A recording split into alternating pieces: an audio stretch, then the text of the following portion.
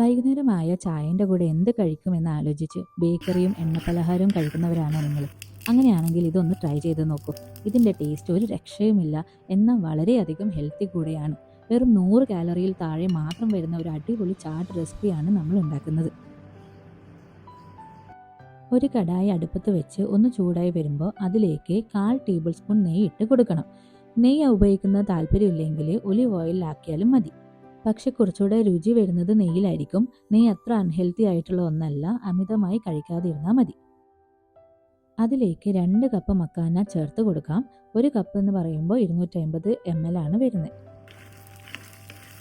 മക്കാന എന്നത് നമ്മുടെ നാട്ടിൽ താമരയില്ല, അതിൻ്റെ വിത്തുകളാണെന്നാണ് പറയുന്നത്. ഇതിൻ്റെ ഫോക്സ് നട്ട്സ് എന്നും ഗോർഗൺ നട്ട്സ് എന്നും പറയാറുണ്ട്. ഇതിൽ പ്രോട്ടീനും ഫൈബറും ധാരാളം അടങ്ങിയിട്ടുള്ളതാണ്. അതുകൊണ്ട് വയറ് പെട്ടെന്ന് ഫുള്ളാവുകയും അതുകൂടാതെ ഫാറ്റ് കണ്ടന്റ് വളരെയധികം കുറവും ആയതുകൊണ്ട് മറ്റുള്ള പലഹാരങ്ങൾ പോലെ ശരീരത്തിൽ കൊഴുപ്പ് അടിഞ്ഞുകൂടുകയുമില്ല. മക്കാന വറുക്കുന്ന സമയത്ത് എപ്പോഴും ലോ ഫ്ലെയിമിൽ ഇട്ട് തന്നെ വറുക്കുന്നതായിരിക്കും നല്ലത്, അല്ലെങ്കിൽ പുറത്ത് കരിഞ്ഞു പോകാനും ഉള്ളിൽ റബ്ബർ പോലെ ആയിരിക്കാനും സാധ്യതയുണ്ട്.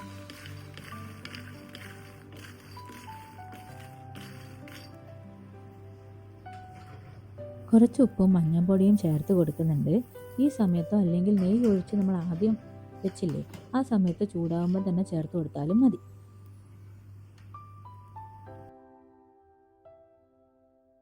മക്കാന എന്നത് ഗ്ലൂട്ടൻ ഫ്രീ ആയിട്ടുള്ളൊരു വിത്ത് കൂടിയാണ്.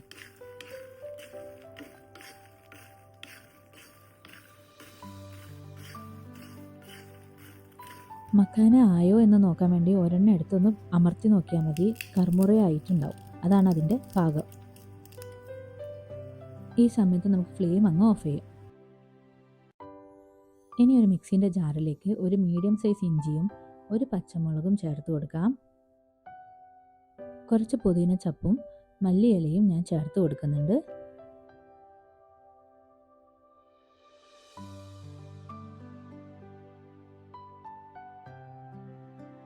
അതിലേക്ക് 1 ടേബിൾ സ്പൂൺ തൈര് ചേർത്ത് കൊടുക്കുന്നുണ്ട്. ആവശ്യമുള്ളത്ര ഉപ്പ് ചേർത്ത് കൊടുക്കാം. എന്നിട്ട് നല്ലപോലെ ഒന്ന് അരച്ചെടുക്കണം. പറ്റുന്നത്ര വെള്ളം ഉപയോഗിക്കാണ്ട് തന്നെ അരച്ചെടുക്കുന്നതായിരിക്കും നല്ലത്. ഇത് കണ്ടോ, ഇതുപോലെ കട്ടിക്ക് വേണം അരച്ചെടുക്കാൻ. വെള്ളം പോലെ ആയിക്കഴിഞ്ഞാൽ നമ്മൾ മിക്സ് ചെയ്യുന്ന സമയത്ത് വെള്ളം ഊറിയിട്ട് നമുക്ക് കഴിക്കാൻ പറ്റാത്ത അവസ്ഥയാവും.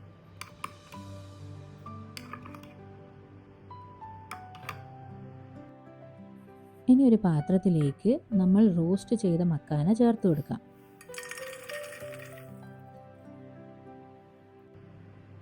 അതിലേക്ക് ഒരു ചെറിയ സവാള ചെറുതായി മുറിച്ചതും ഇട്ട് കൊടുക്കുന്നുണ്ട്. ചെറുതായി അരിഞ്ഞ തക്കാളിയും, പകുതി തക്കാളി മാത്രമേ ഉള്ളൂ, അതും കൂടി നമുക്ക് ചേർത്ത് കൊടുക്കാം. കൂടെ തന്നെ ഒരു പച്ചമുളക് ചേർത്ത് കൊടുക്കുന്നുണ്ട്. നിങ്ങൾ എരിവിനനുസരിച്ചിട്ട് കൂട്ടാവുന്നതാണ്. വളരെ കുറച്ച് ഉപ്പ് ഞാൻ ചേർക്കുന്നുണ്ട്. നോക്കിയിട്ട് വേണമെങ്കിൽ ലാസ്റ്റ് ചേർത്താൽ മതി, കാരണം ഓൾറെഡി മക്കാന വറക്കുമ്പോൾ നമ്മൾ ഉപ്പ് ചേർത്തിട്ടുണ്ട്. 1/2 ടീസ്പൂൺ കുരുമുളക് പൊടിയും കൂടി ചേർത്ത് കൊടുക്കുന്നുണ്ട്. ഇത് അയമോദകമാണ്, വളരെ നല്ലതാണ് ശരീരത്തിന്. അസിഡിറ്റി, ഗ്യാസ് പോലെയുള്ളവ തടയാൻ വേണ്ടി അതൊരു 1/4 ടീസ്പൂൺ ഇട്ട് കൊടുത്തിട്ടുണ്ട്. ഇനി ഒരു 1/4 ടീസ്പൂൺ ചാട്ട് മസാല കൂടി നമുക്ക് ചേർത്ത് കൊടുക്കാം. ഇതൊരു നിർബന്ധവുമില്ല, കംപ്ലീറ്റ് ആയിട്ട് നമുക്ക് ഒഴിവാക്കാൻ പറ്റും. ഞാൻ 4-5 ഒലിവ് കായ് ചെറുതായി മുറിച്ച് ചേർത്ത് കൊടുക്കുന്നുണ്ട്. ഇനി നമ്മൾ അരച്ച് വെച്ച പുതിന ചട്നി ചേർത്ത് കൊടുക്കുക. കുറച്ച് ചേർത്ത് മിക്സ് ചെയ്താൽ മതി, കൂടിപ്പോകരുത്.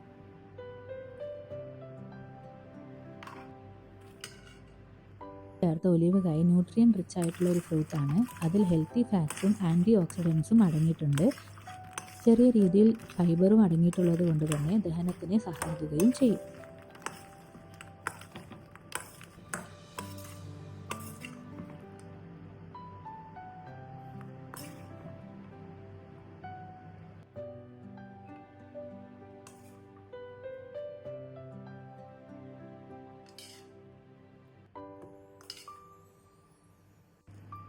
ലാസ്റ്റായിട്ട് മാതളം ചേർത്ത് കൊടുക്കുന്നുണ്ട്. കൂടെ തന്നെ അല്പം മല്ലിയിലയും ചേർക്കുന്നുണ്ട്.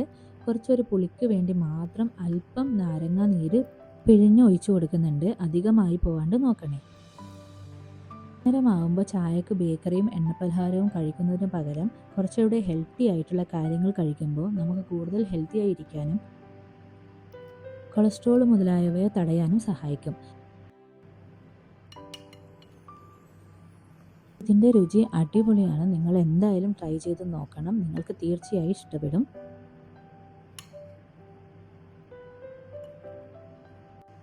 അടുത്തതായി നല്ലൊരു റെസിപ്പി ആയിട്ട് വരാം. Thank you so much.